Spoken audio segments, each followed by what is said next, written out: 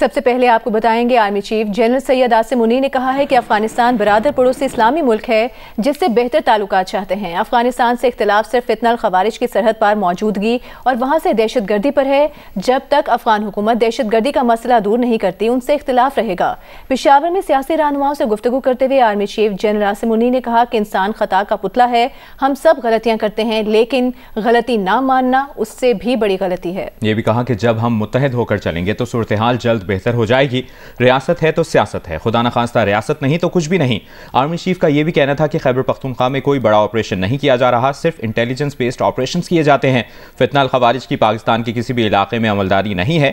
Army chief general Asim Munir کا یہ بھی کہنا تھا کہ عوام اور فوج کے درمیان ایک خاص رشتہ ہے جسے جھوٹے بیانیے کی خلیج ختم نہیں کر سکتی۔ جھوٹا بیانیہ بنیادی طور پر بیرون ملک سے ایک مخصوص ایجنڈے کے ذریعے چلایا جاتا ہے۔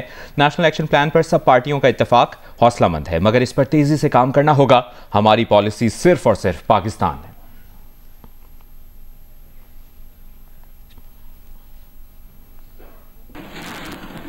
SIFC ایگزیکٹو کمیٹی کا اجلاس ہوا ہے جس میں اڑان پاکستان پروگرام کے لیے مؤثر حکمت عملی بنانے کا عزم ظاہر کیا گیا ہے۔ بات کریں گے اس بارے میں نمائندہ جیو نیوز زرمین زہرا سے۔ زرمین بتائیے گا۔ SIFC کی ایگزیکٹو کمیٹی کا 12واں اجلاس تھا جس میں اڑان پاکستان منصوبے کا جائزہ لیا گیا ہے۔ اڑان پاکستان پروگرام کے تحت برآمدی سرمایہ کاری کو فروغ دینے کے لیے مختلف اسٹیک ہولڈرز کے کردار پر تبادلہ خیال کیا گیا۔ وزیر منصوبہ بندی نے اڑان پاکستان پروگرام کی اہم خصوصیات اور اسٹیک ہولڈرز کے کردار پر روشنی ڈالی۔ کمیٹی کی جانب سے اڑان پاکستان پروگرام کو عملی جامہ پہنانے کے لیے حکمت عملی بنانے کے عزم کا اعادہ کیا گیا۔ SIFC کا whole of the nation forum کے ذریعے پروگرام کے فوائد حاصل کرنے پر زور دیا ہے فورم نے، اور وزیر اطلاعات و نشریات عطا تاڑر ہیں، انہوں نے اڑان پاکستان کی حمایت کے لیے میڈیا کی حکمت عملی پیش کی۔ چیف ایگزیکٹو آفیسر کی جانب سے بین الاقوامی مشاورتی معاونت پر پیش رفت کی تفصیل بھی پیش کی گئی، اور کمیٹی نے جاری کوششوں کو تیز کرنے اور سرمایہ کاری کے منصوبوں کی پیش رفت فراہم کرنے کی ہدایت دی۔ کمیٹی نے دوست ممالک کے ساتھ کیے گئے وعدوں کو پورا کرنے کے لیے سرمایہ کاری کے قابل جو منصوبے ہیں ان کی ضرورت پر بھی زور دیا۔ بہت شکریہ آپ کا زرمین زہرا۔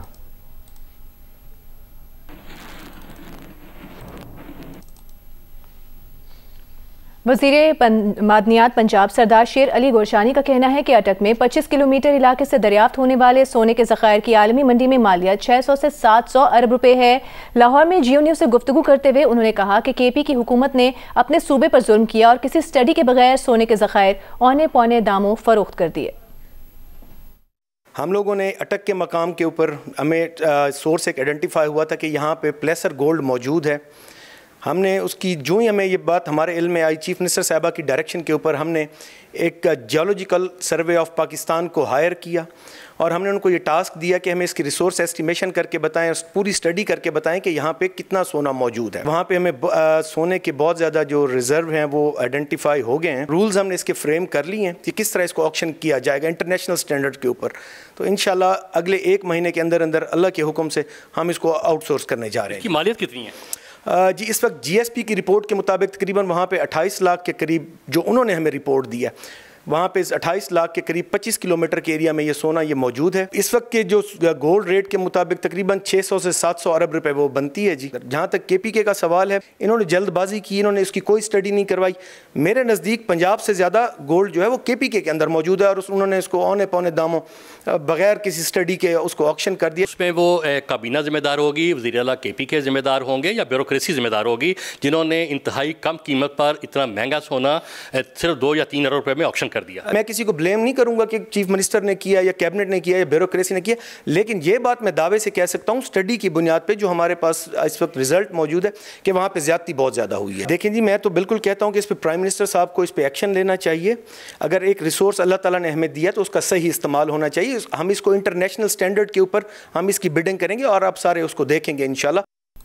بریک کے بعد آپ کو بتائیں چیئرمین PTI بیرسٹر گوہر نے کہا ہے کہ القادر ٹرسٹ کیس کا جو بھی فیصلہ ہو اس کا مذاکرات پر کوئی اثر نہیں پڑے گا۔ بانی PTI نے واضح کر دیا ہے کہ انہیں کوئی ڈیل اور رعایت نہیں چاہیے۔ اسلام آباد میں گفتگو کرتے ہوئے بیرسٹر گوہر نے کہا کہ بدھ کو مطالبات تحریری شکل میں پیش کر دیں گے۔ اب جو بھی فیصلہ ہوگا انشاءاللہ تعالیٰ 17 کو آ جائے گا. ہمیں امید ہے اعلیٰ عدلیہ سے کہ ہمیں انصاف ملے گا, لیکن اس کا جو مذاکرات ہے اس سے کوئی تعلق نہیں ہونا چاہیے اور نہ مذاکرات سے کوئی تعلق ہوگا. وہ خان صاحب نے دو ٹوک الفاظ میں کہا ہے کہ کوئی ڈیل نہیں ہونی اور ہمارے مذاکرات ہونے, صرف 2 نکات پہ مذاکرات ہونے. مذاکرات کامیاب ہونے چاہیے, یہ ملک کے لیے بہتر ہے, جمہوریت کے لیے بہتر ہے. اگلی 16 کو انشاءاللہ تعالیٰ مذاکرات ہوں گے, ہم جائیں گے بھی اور ہم ان رائٹنگ مذاکرات میں اپنے مطالبات دیں گے بھی اور توقع رکھیں گے کہ فرسٹ گو میں کچھ نہ کچھ پیش رفت ہو جائے گا کمیشن. حکومتی مذاکراتی کمیٹی کے سربراہ عرفان صدیقی نے کہا ہے کہ پی ٹی آئی نے اپنے مطالبات کے لیے 31 جنوری کی تلوار لٹکائی ہے, مگر حکومت اسے بہت پہلے ہی مطالبات پر جواب دے دے گی. کوئی 1.25 مہینہ 1.5 مہینہ گزر چلا ہے, وہ اس کو تحریری شکل نہیں دے سکے. اپنے 2 مطالبات جو وہ کہتے ہیں وہ لائیں. ابھی بھی ہم نے طے کیا تھا کہ وہ بے شک اسپیکر کو دے دیں, انہوں نے اسپیکر کو نہیں دیے. وہ اگر 16 کو لاتے ہیں ہمارے سامنے تو ٹھیک ہے, ہمارے سامنے آ جائیں گے. اب ہماری 7 جماعتیں ہیں, پی ایم ایل این ہے, پیپلز پارٹی ہے, ایم کیو ایم ہے, بی اے پی ہے, اعجاز الحق صاحب ہیں, علیم خان ہیں, یہ ساری جماعتیں ہیں. تو یہ اپنے اپنے لیڈرز کے پاس جائیں گی, ڈسکس کریں گی ان مطالبات کو, پھر ہم اکٹھے ہوں گے.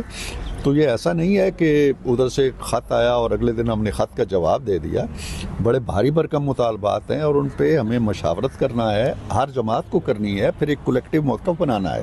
تو it may take some time. ایسا وہ اگر توقع رکھتے ہیں کہ ادھر سے ان کے مطالبات آئے اور ٹک سے ہم نے اس کا جواب دے دیا, تو یہ جواب دینے والی بات. گورنر سندھ کامران ٹیسوری اس وقت کراچی میں گفتگو کر رہے ہیں. گریجویٹس ہو جائیں گے آئی ٹی کے, اور یہ پھر 10 سے 15 ہزار ڈالر مہینہ کمانے کے قابل ہو جائیں گے. الحمدللہ یہ کلاسز ہوتے ہوئے آج 10 مہینے اس گورنر ہاؤس میں ہو گئے ہیں. لگاتار ہمارے پاس سیشنز ہوتے ہیں اور وہ بچے جو ہے وہ آئی ٹی انجینئرز بننے کے بالکل قریب ہیں. انشاءاللہ تعالیٰ اگلے مہینے حیدرآباد میں جو ہم نے ٹیسٹ لیے تھے اس کی کلاسز کا بھی ہم اجرا کر دیں گے اور حیدرآباد میں بھی یہ سلسلہ شروع ہو جائے گا. اسی طرح راشن کی ڈسٹریبیوشن ہو یا باقی گورنر ہاؤس کے جو انیشیٹوز ہیں وہ بھی روزانہ کی بنیاد پر جاری ہیں. اور میں یہ سمجھتا ہوں کہ گورنر ہاؤس نے جو وعدے کیے, چاہے نئے سال پر اس گورنر ہاؤس سے, گورنر سین کراچی میں گفتگو کر رہے ہیں. آپ جیو نیوز کے ساتھ رہیے.